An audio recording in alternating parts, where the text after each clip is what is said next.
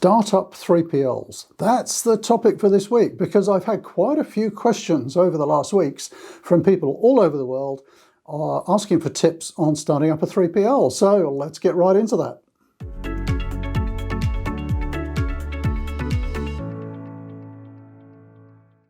So it's interesting, I've had lots and lots of questions recently about starting up third-party logistics operations. And generally these are in emerging markets and developing countries, questions from all over the world. I've been talking to people recently in Cambodia, in India, all sorts of different markets, and they have these great ideas about starting a 3PL, even in the Middle East as well. I've had questions from there. Generally what it starts out as, we have this piece of land. Let me stop you right there. Just because you have a piece of land and you think you're going to build a warehouse on it does not mean that you're going to be successful as a 3PL. So let me step through what I think are some of the, preliminary planning thoughts if you're going to have a 3PL. And let's kick off with number one, demand. Is there demand for third-party logistics in your area?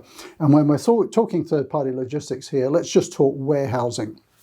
So first thing is to make sure that you have ample demand, and the sort of demand could be coming from large manufacturers, distributors. There's a growing market, of course, all over the world for e-com businesses, people who are buying and selling online. That was actually the business that I was talking to in Southeast Asia recently. And there can be all sorts of demand for warehousing. It might be overflow, it could be for a large multinational manufacturer who's running out of space. So first of all, think about the demand for warehousing services in your area and the type of warehousing they're looking for. So in some locations, it might be very basic warehousing. It could literally just be an open facility, with a reasonable floor, with no racking or anything like that. As you're then sort of building in complexity, you're probably going to have racking systems and then maybe automation systems, so it gets more and more complicated.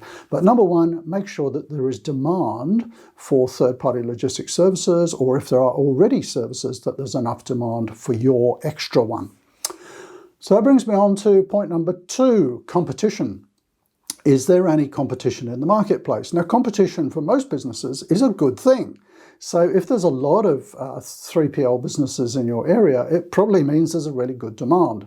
If there is no other 3PL services, I'd start to get a little bit worried, because why is it no one has actually started that type of business already? So do have a look around at the competition, and particularly have a look at the sorts of things that they're providing, the types of services, the quality of services. If you can, have a look at the sort of pricing, maybe talk to lots of people. And what you're trying to do is to find a little gap in the market where you can actually provide a service that's a little bit different. So that brings me to number three, which is differentiation. What do I mean by that? Well, if there are lots of 3PL warehousing services already, are you just going to be another one, or is yours going to be a bit different?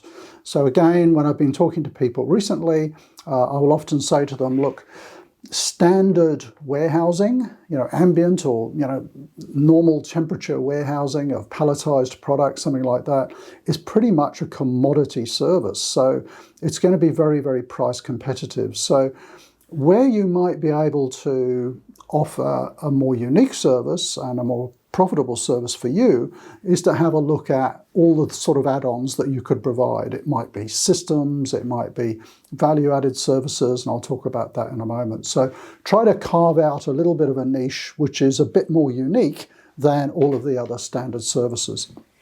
Now, the next thing is pricing. So that brings me on to that competitive element again. So number four is pricing. So do you want to provide commodity services, which is basically just, standard warehousing, maybe block stacking, palletized, in racking, whatever it might be. And there's very much a market rate for that. In whatever country you're in, there will be a fairly standard market rate. And if you go much above that, then people don't want to use your service. So think very carefully about how you're going to price your services. And a lot of people getting into business for the first time, particularly, and maybe getting into logistics for the first time, tend to not understanding the pricing very well. So you need to take a holistic approach, look at all of the costs associated with providing that warehouse service, and then translate that into a unit cost. So normally for these sort of services, you might be charging per pallet, per cubic meter, storage per week. You might be charging for handling a product into the facility. Maybe that's a pallet. Maybe handling a pallet out, or cartons out, or whatever it is. So you've got to really go through an activity-based costing exercise to make sure that you understand the cost fully and therefore what you ought to be charging. Now, just because your facility holds 1,000 pallets, 10,000 pallets or whatever, you don't take all of your costs and divide it by 10,000 and say, well, that's how much we're going to charge for storing a pallet. Because you have to think about utilization. So utilization, maybe aim for about 60% utilization of the facility. So in other words, whatever that big basket of costs is, don't assume you're going to have much more than about 60% utilization of that. So 60% of the pallets, so in this case, if it was 1,000 pallets, you've got to recover that cost and make your profit with 600 pallets of storage. Anything above that is going to be cream for you. So pricing is really important. Have a good look around the marketplace. Think about how you're going to be charging for your service. There's many, many different ways of charging for that. You'll find other videos on the channel all about different rate structures. So the final thing I want to mention, number 5, is value-added services. And I touched on this a moment ago.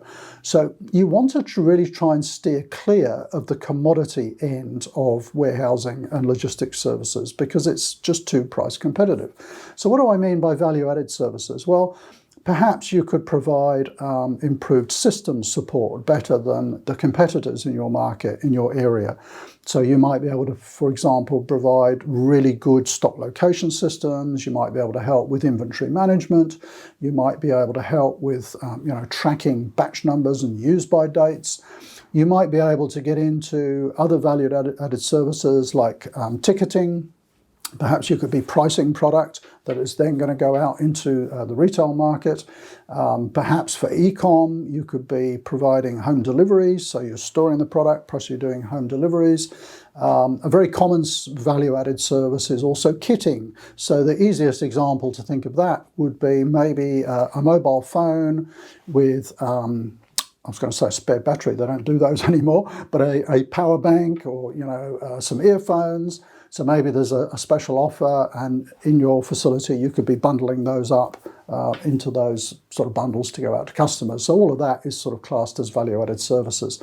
So those are the areas where you can actually break away from just providing a commodity service and start to provide a better service and a more profitable service.